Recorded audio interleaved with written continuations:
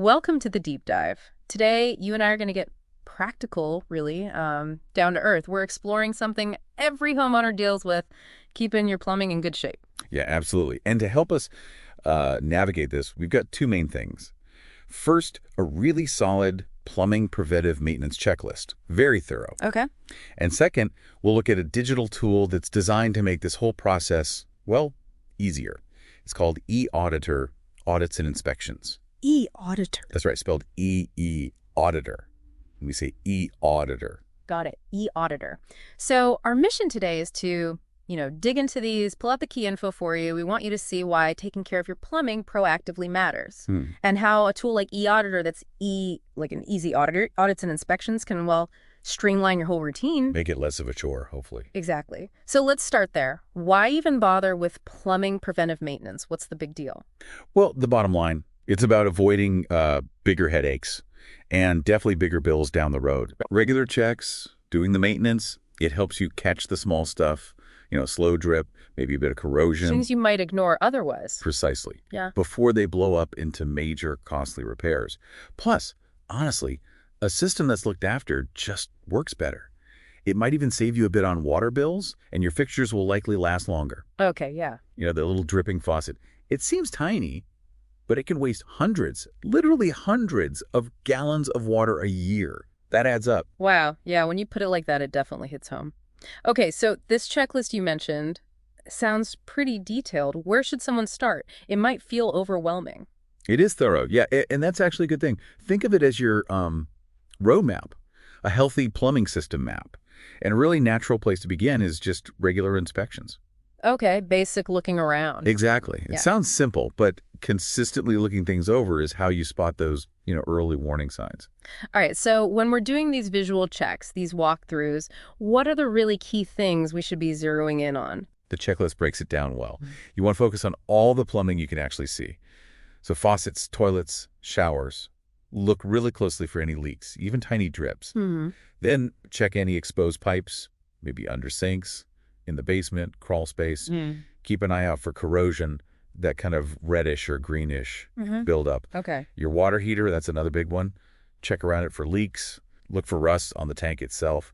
And also kind of play detective a bit. Look for water stains. On walls, ceilings. Yeah, exactly. Yeah. Because those can be clues. Yeah. Hints of hidden leaks you wouldn't spot otherwise. Huh. I wouldn't always connect a ceiling stain directly to plumbing. Would that make sense? Great tip. Oh, what else well- is important during these checks? Water pressure. This is a big one. Ideally, you want your home's water pressure in a specific range. Usually it's between 40 and 80 psi. That's pounds per square inch. Why does that range matter? Well, if it's too low, your shower feels weak, things don't fill fast. But if it's too high, that puts a lot of extra stress on your pipes, your appliances. That's the washing machine, dishwasher. Exactly. It can shorten their lifespan. The checklist suggests getting an inexpensive water pressure gauge. You can attach it to an outdoor faucet just to check your reading. Simple check, but gives good info. Very valuable insight into your system's health, yeah. Okay, makes sense. So we're looking for leaks, corrosion, water stains, checking the pressure. And what about drains? Drains can be such a pain point. Oh, absolutely. Keeping drains clear is so important for preventing backups, clogs, potential water damage. The checklist really emphasizes regularly cleaning them out. What are we cleaning out? Hair, mostly. Hair, definitely. But also soap scum, little bits of debris, all that stuff that goes down sink, shower, and tub drains. A really simple fix. Drain strainers, There's little mesh things. yeah, they're cheap and catch so much gunk before it even gets into the pipes. And another tip from the list, pour some hot water down the drains occasionally. It helps break down grease buildup. Ah, good idea. I'm always amazed how much hair collects in the shower drain. It's surprising, isn't it? Yeah. A constant battle, like you said. Okay, what about plumbing we might not think about as much, like gutters? How do they fit in? Gutters are actually surprisingly important for protecting your plumbing, and especially your home's foundation. If they get clogged up with leaves, debris, Which they always do in the fall. right, then rainwater can back up. It might overflow, pool near your foundation, or even cause leaks in the roof or walls. The checklist reminds us, Right. clean them out regularly, Yeah. and make sure the downspouts point away from the house foundation. Directing the water properly. Exactly. Control where that water goes. Prevent it from pooling where it shouldn't. Right. Okay, now, toilet leaks. Those can be sneaky, right? Hmm. Wasting water without you realizing. They really can. Silent water wasters. The checklist has a really clever trick for this. Just put a few drops of food coloring in the toilet tank. In the tank, not the bowl. Right, in the tank. Then wait maybe 15, 20 minutes. Don't flush. If you see any of that color seeping into the bowl. Then you've got a leak. Exactly. It usually means the flapper, that rubber seal at the bottom of the tank, isn't sealing properly.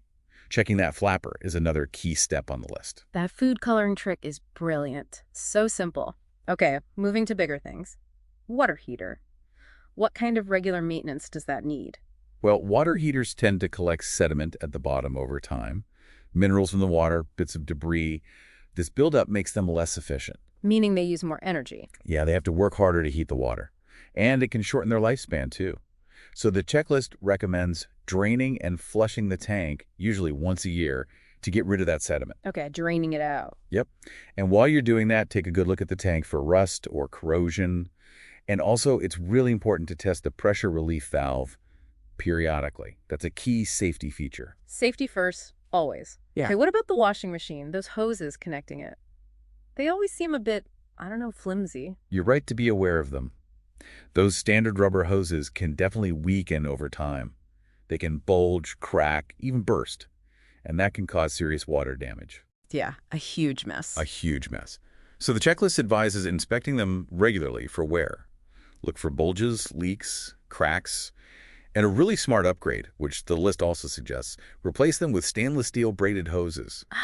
The metal ones. Exactly. They're much more durable, much less likely to burst unexpectedly. It's a relatively small cost for some significant peace of mind. That definitely sounds like a worthwhile upgrade. Okay, for folks with basements, the sump pump, that's critical. Yeah, absolutely vital, especially if you live somewhere prone to heavy rain or flooding. The checklist tells you how to test it. Usually it's pretty simple. Just pour a bucket of water into the sump pit. To see if it kicks on. Exactly. Make sure the pump activates and actually pumps the water out effectively. It's also important that the pit itself is clear. No debris blocking the pump. And check the discharge pipe outside. Make sure it's not clogged or frozen in winter. Right. Needs a clear path out.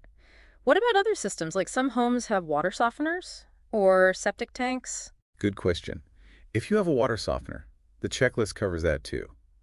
Things like checking the salt levels, cleaning the brine tank now and then to get rid of any sludge, and looking out for salt bridges. Salt bridges? Yeah, like a hard crust of salt that can form inside and stop the softener from working right. For septic tanks, the key is regular professional inspections and pumpings.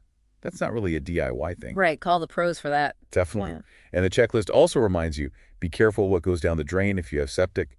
Avoid grease, diapers, wipes, harsh chemicals. This stuff's bad for the system. Good reminders for those specific systems. And finally, the checklist mentions something we probably don't think about until we absolutely need it. Emergency preparedness. Yes, so important. Knowing where your main water shutoff valve is, and maybe shutoffs for gas or individual fixtures like toilets and sinks, knowing where those are can be absolutely crucial if you have a sudden leak or a burst pipe. Saves precious time in an emergency. Huge difference. The list also suggests keeping a few basic repair supplies handy. Plumber's tape, a wrench, things for minor temporary fixes while you wait for help. It's just about being prepared. Wow, okay. This checklist is incredibly thorough. But I'm looking at all these items: faucets, drains, water heater, sump pump, gutters, managing all these checks, remembering when to do them. Honestly, it feels like another big chore. It can definitely feel that way, yeah.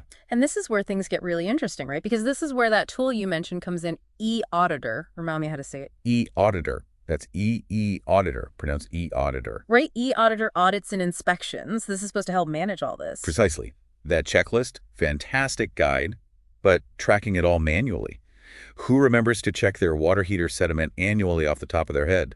A digital tool like eAuditor, again, eAuditor, is built specifically to streamline this whole process, make sure nothing falls through the cracks. Okay, so in practical terms, for plumbing maintenance, what does eAuditor actually do for you? Well, at its core, it's about making those inspections more efficient, more organized, and ideally more thorough. It gives you a digital platform, a place to manage your checklists, schedule the checks, and track the results easily over time. This helps make sure those crucial tasks actually get done consistently. and any potential issues. They get flagged and hopefully dealt with before they become big problems. Okay, so it's like taking that paper checklist, putting it on your phone or tablet, but with extra features. It sounds like more than just a digital list. Oh, it definitely is. Yeah. Based on what we know about eAuditor, remember, eAuditor, it offers quite a bit more. First, you usually have user registration, logins. So homeowners, property managers, they can have their own secure accounts. Okay. Then, once you're in, there's typically a dashboard, kind of like a command center. Shows you upcoming checks, past reports, reminders. It's all in one spot. That dashboard sounds super useful, just seeing everything at a glance. What about making it specific to my house? Every home's plumbing is a bit different.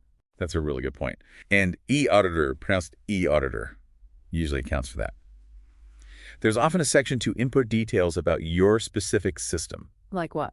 Like how many bathrooms you have, the type of water heater, maybe even the age of your pipes if you know it. This lets the tool tailor the checklists and reminders more to your actual setup. Okay, customization. And the checklists themselves, can you change them or are you stuck with a standard one? No, not stuck at all. That's another key feature of eAuditor. eAuditor, the checklist builder. You can usually customize them, add items specific to your house, remove things that don't apply, change how often you check something. Oh, nice. You could even create totally custom checks if you need to. Plus, they often come with pre-built templates for common tasks, which is a great starting point. Saves you time setting it up. That flexibility sounds key, and I assume you can set up reminders, because honestly, I'd forget otherwise. Absolutely. That scheduled inspections feature is a huge plus. You set the frequency check faucets monthly, flush the water heater annually, whatever works, and the system sends you reminders, push notifications, emails. Takes the mental load off. Exactly. It handles the remembering part for you. Brilliant. Okay, so when it's time to actually do the inspection, does the app help you walk through it? Yes. Many tools like this offer guided inspections. So as you go through your checklist on the app, it prompts you step by step. And here's something really useful. They often let you upload photos or even short videos. To document what you find. Precisely. If you see a bit of corrosion or a slow leak, you can snap a picture right there in the app. That visual proof is incredibly helpful, especially if you need to show a plumber later. Definitely. A picture saves a lot of explaining. So once you finish an inspection using eAuditor, eAuditor, what happens then? But eAuditor, pronounced the auditor, usually generates a report, a comprehensive report. It details what you checked, what you found, any issues you flagged, maybe even recommendations. And you can often add your own notes, too. This creates a really valuable history, a record of your plumbing's maintenance and condition over time. So you have this running log of your plumbing's health. That sounds really useful for spotting patterns or recurring issues. Exactly right. And the platform often helps with that, too, with issue tracking. You can mark problems you found, track if they've been fixed, when they were resolved, plus all this data, usually securely backed up in the cloud. Safekeeping. And you can typically export the reports, maybe email them directly to your plumber or keep them for your records. That digital record keeping and sharing is a huge advantage over a paper list stuffed in a drawer somewhere. Now, I think our notes mentioned potential integration with other systems. Is that a thing? That's right. It's looking towards the future, but the potential for eAuditor to connect with smart home devices is really exciting. Oh, what? Imagine, maybe your smart water leak detector senses moisture. It could automatically trigger an inspection reminder in eAuditor or even feed data directly into your plumbing overview in the app. Wow, that's next level. Proactive monitoring. That's the idea, really leveraging technology for even better prevention. Very cool. And if someone's using eAuditor, eAuditor, and they run into a question, is there help? Yes, typically tools like this have support built in. There's usually a way to give feedback on the app itself. And they almost always have customer support, FAQs, tutorials, maybe even direct contact options to help users out. Okay, so wrapping this all up, it seems clear that using a systematic checklist for plumbing maintenance is just smart for any homeowner. Definitely. And bringing in a digital tool like eAuditor, remember, pronounced eAuditor, seems like it can really elevate that whole process, makes it organized, efficient, thorough. It's almost like having a digital assistant focused just on your plumbing. That's a great way to put it. And what's really fascinating is seeing how tech transforms something that felt, I don't know, kind of manual and maybe a bit neglected. Yeah, something you put off. Exactly. Into something much more manageable, more effective. It's that aha moment, Yeah. Seeing how shifting to digital can genuinely save you time, prevent those nightmare scenarios, and ultimately protect your home and your wallet, the peace of mind alone is huge. Absolutely. It breaks down something potentially overwhelming into doable steps, keeps track for you, builds that record. It's powerful. So, for you listening, thinking about that peace of mind, the potential cost savings, what's one small plumbing check, maybe from that list we discussed, that you could actually do today? That's a great question to ponder. A small step makes a difference. Thanks for taking this deep dive into plumbing preventive maintenance and the world of eAuditor. That's eAuditor with us today. Until next time on The Deep Dive.